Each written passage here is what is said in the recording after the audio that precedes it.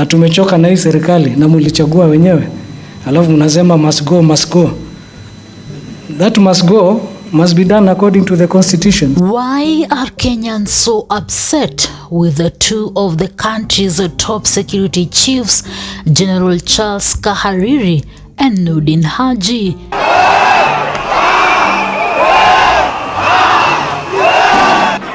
It all boils down to their recent remarks about the Ruto Must Go chants that have been echoing across Kenya.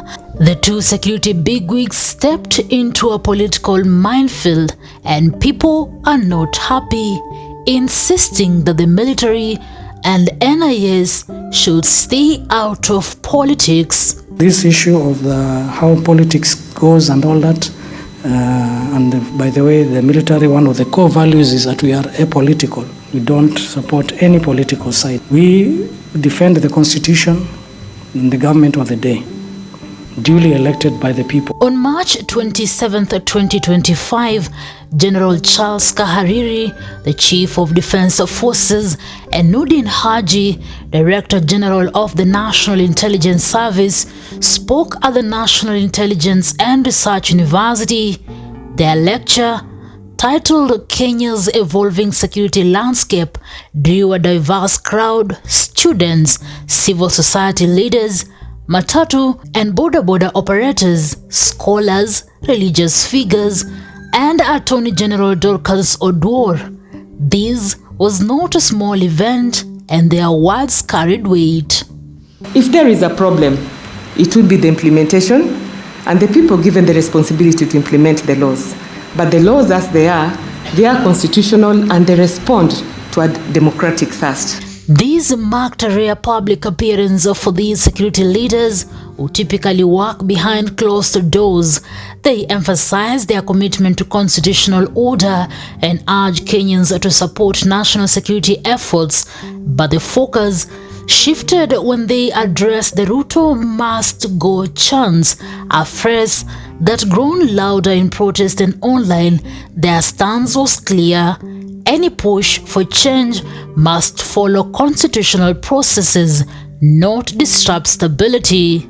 It is a position that has sparked serious debate. We will soon have no country, and there's no spare.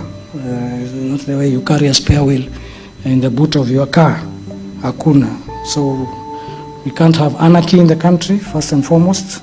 So even as people exercise their rights, it should be within limits and within bounds, such that we cannot allow us to exercise our rights to the extent of tearing apart the country. General Kahariri, leading the Kenya Defense Forces, acknowledged public frustration with the current government. That is where Senator Okiya Omtatah enters the picture.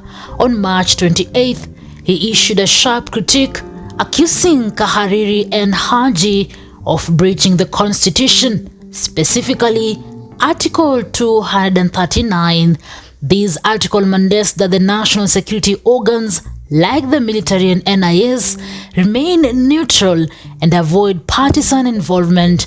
Omtatah argues that by commenting on Ruto Must Go, these leaders veered into political territory, undermining their required impartiality.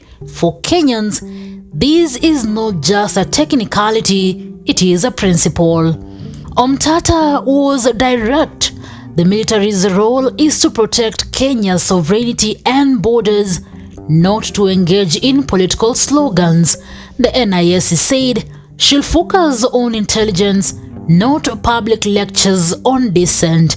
He calls their action a constitutional violation and has outlined clear demands: cease the political involvement, clarify their roles publicly, allow a parliamentary probe, and ensure accountability for any breaches. Now, let's zoom out a bit. This tension is not new. Last year's Gen Z protests saw young Kenyans rallying against governance issues, with the Ruto Must Go becoming a unifying call. When Kahariri and Haji spoke out, some viewed it as an attempt to curb that momentum using security as a shield. Others see it as a legitimate reminder of legal boundaries. The divide is real. Kenyans who demand a political institutions feel betrayed, while supporters of the chiefs argue they are safeguarding stability. Both sides deserve a fair look. It cannot always explain itself, and yet in a democratic state, silence must never be mistaken for impunity. So why are Kenyans angry? It is about trust and boundaries. When security leaders weigh in on a politically charged issue like Ruto Must Go, it can sound like they are aligning with the government, or at least its staying power. Given past accusations of security overreach, especially during the protest, that perception stings. The public question is straightforward. Are Kahariri and Haji defending the constitution or defending the status quo? Kenyans insist the military and NIS stay neutral, and they are not hearing that commitment loud enough. Did Kahariri and Haji overstep their roles, or were they upholding their duty? Kenyans on X share their views. At Njiru Ndengwa said, and quote, "Okay, we are the one voted for him, and now we don't want him. According to the constitution, we have a freedom to speak where we are not comfortable. We say Ruto must go." At Miguna, you can sound as many warnings as you wish, but Kenyan freedom fighters shall keep chanting #Ruto must go until he is jailed. At it is Kiprono said, "Now that CDF Charles Kahariri has decided to join politics, it is our turn to ask questions. How did he rise to the position of the Chief of Defense Forces following the unexplained death of Francis Ogola? Was the proper procedure followed? #Ruto must go." At Julius Kamau 21, the CDF's words are a warning shot from the ruling class, but we won't flinch. You can't bomb away poverty. You can't shoot your way out of the legitimacy crisis, and you sure as hell cannot militarize your way out of a revolution. The people's will is the highest law.